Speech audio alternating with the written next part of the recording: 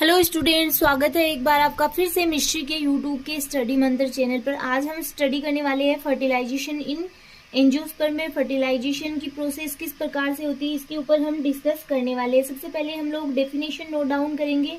ऐसी प्रोसेस जिसमें to gametes fuse होकर के जायगोट का फॉर्मेशन करते हैं और डेवलप होकर के न्यू ऑर्गेनिज्म का फॉर्मेशन करते हैं, इस प्रोसेस को ही फर्टिलाइजेशन कहा जाता है।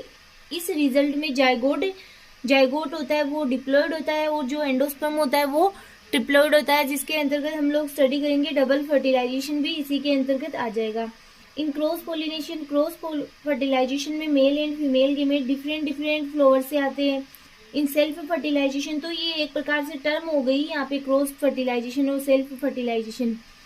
सेल्फ फर्टिलाइजेशन में मेल एंड फीमेल गेमेट एक ही फ्लावर से आते हैं। जिस प्रकार से सेल्फ पोलिनेशन और क्रॉस पोलिनेशन होता है उसी प्रकार से सेल्फ और क्रॉस फर्टिलाइजेशन हो गया कि क्रॉस फर्टिलाइजेशन में जो गेमेट्स होते हैं वो डिफरेंट फ्लावर से आते हैं और सेल्फ में एक ही फ्लावर के दोनों पार्ट होते हैं। फर्टिलाइजेशन में जब साइटोप्लाज्म का फ्यूजन होता है तो इसे प्लाज्मोगेमी एंड जब न्यूक्लियाई का फ्यूजन होता है तो इसे कैरियोगेमी कहा जाता है। बहुत सारे पोलन ग्रेन अलग अलग फ्लावर पर जाकर गिरते हैं और पोलिनेशन की प्रोसेस होती है। बट मतलब पोलन ग्रेन्स जाके गिरते ही तो सभी के साथ में पोलन ट्यूब का फॉर्मेशन तो नहीं होता है, क्योंकि उनके अंतर्गत कई में सेल्फ स्टेराइल जीन प्रेजेंट होते हैं, कई होते हैं वो उसी स्पीसीज के नहीं होते हैं तो वो डिजेनरेट हो जाते हैं। पोलन ग्रेन कंपेटिबल होते हैं।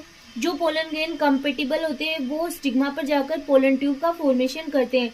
और स्टिग्मा पर क्या होता है कि कुछ म्यूसिलेज या केमिकल का सिक्रेशन होते हैं जो इन पोलन को क्या करती है, सेंस करती है कि कौन सा पोलन ग्रेन है वो इसी स्पीसीज का है। तो यहाँ पे आप देख सकते हो कि किस प्रकार से पोलन ट्यूब का फॉर्मेशन हो रहा है। जो स्टिग्मा पर जाकर पोलन ट्यूब का फॉर्मेशन करते हैं जिसके अंतर्गत मेल गेमेट सिचुएटेड होते हैं। ये पोलन ट्यूब स्टाइल से ग्रो करते हुए, यहाँ से ये स्टाइल से ग्रो करते हुए किसके साथ में, इसमें एक सेल के साथ में और पोलर न्यूक्लियाई के साथ में फ्यूज करके तो ये बनाएगा ट्रिप्लॉइड एंडोस्पर्म, और एक सेल के साथ में फ्यूज होकर के ये बनाएगा जो जायगोट है उसका निर्माण करेगा।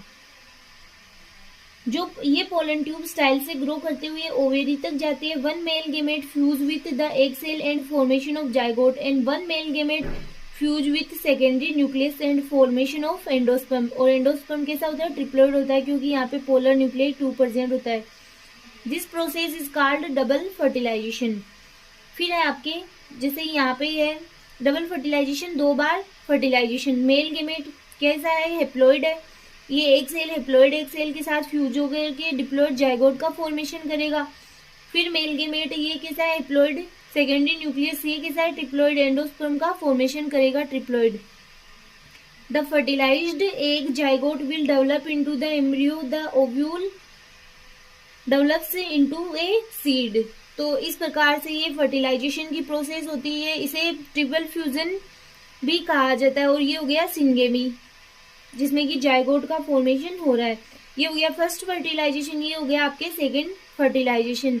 ये यहाँ से आप देख सकते हो कि ये डायग्राम है एम्ब्रियो सेक का, जिसके अंतर्गत ये एम्ब्रियो सेक यहाँ पे प्रेजेंट होता है, जिसके अंतर्गत ये कोई फ्लावर की क्या है, ये स्टिग्मा है, ये इसकी स्टाइल है।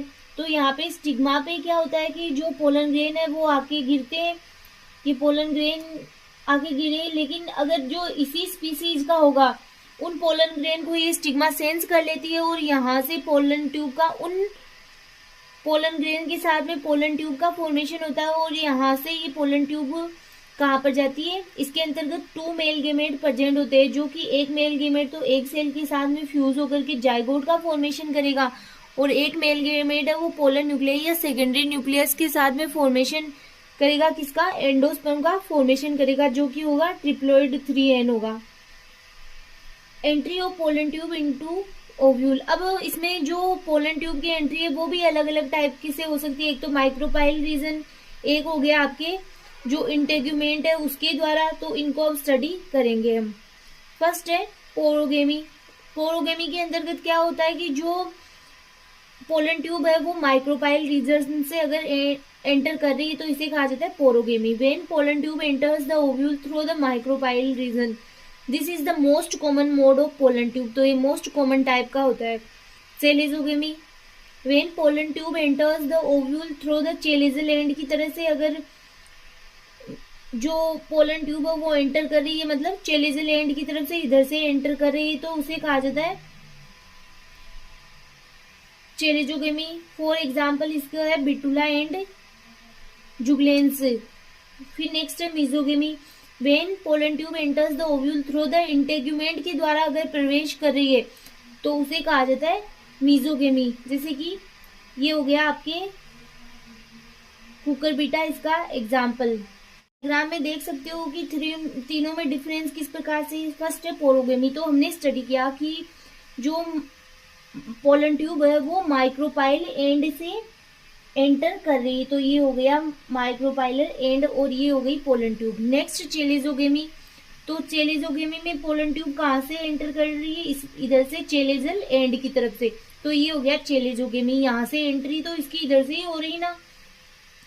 नेक्स्ट है आपकी थर्ड मीजोगेमी। मीजोगेमी में हमने कहा कि जो इंटेग्यूमेंट है, मतलब यहाँ से पोलन ट्यूब की एंट्री होगी। यहाँ पे थोड़ा सा आपको आई थिंक समझ में नहीं आएगा, तो मैं अगर यहाँ से आपको बताऊं कि ये हो गया एम्ब्रियो से, और अगर पोलन ट्यूब की एंट्री इस प्रकार से हो रही है यहाँ से, तो ये हो गया क्या आपके